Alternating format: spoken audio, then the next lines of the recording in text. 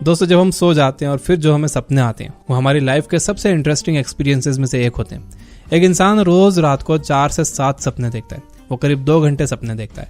इसका मतलब हम हमारी लाइफ के 6 साल सपने देखते हुए गुजार देते हैं। अगर आपको अपने सपने याद नहीं रहते हैं तो इसका मतलब ये नहीं है कि आपको सपने नहीं आते। हर इंसान को सपने आते हैं। सपनों को हमने हल्के में ले रखा है, जबकि हमारे सपने हमारी प्रॉब्लम्स को सॉल्व करने में मदद करते हैं।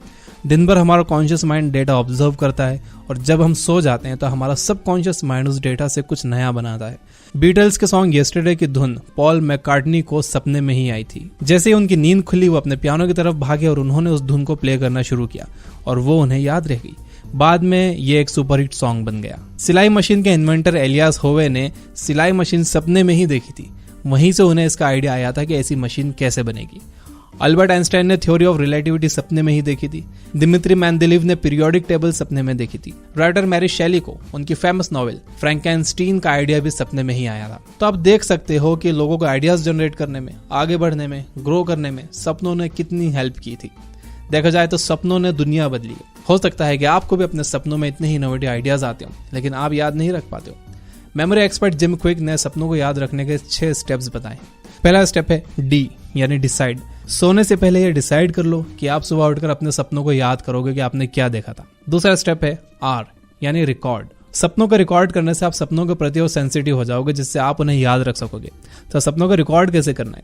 सोते समय अपने पास एक पेन और पेपर रखो या फिर एक डेडिकेटेड ड्रीम जर्नल बनाओ और वो अपने पास रखो। अंधेरे में सोते हो तो एक लाइट भी रखो।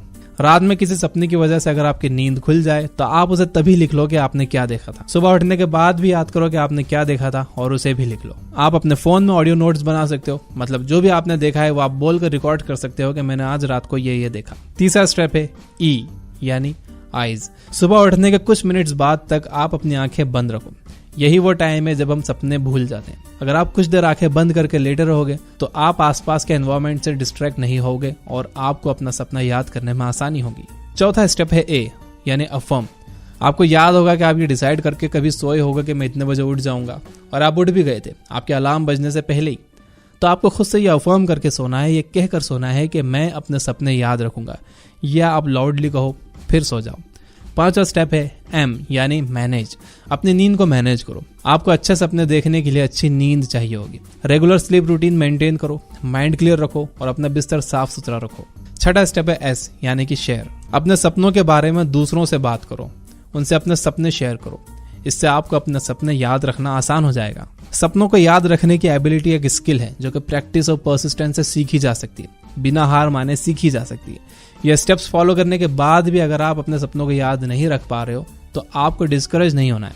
आपको यही प्रैक्टिस करते रहना है। धीरे धीरे यह आपके लिए आसान हो जाएगा और आप अपने सपने याद रखने लग जाओगे। जब आप अपने सपने याद रखने लग जाओगे तो इसका एक इंटरेस्टिंग सा साइड इफेक्ट है, उसे कहते हैं लूसिड ड्रीमिंग। लूसिड ड्रीमिंग एक ऐसी स्टेट ऑफ ड्रीमिंग है जहां आपको पता होता है कि आप सपना देख रहे हो और फिर आप उस सपने को अपने हिसाब से चला सकते हो। उस सपने में आप जो चाहे वो कर सकते हो। आप कोई एडवेंचरस काम कर सकते हो, प्रॉब्लम सॉल्व कर सकते हो, कोई क्रिएटिव काम कर सकते हो, एनीथिंग।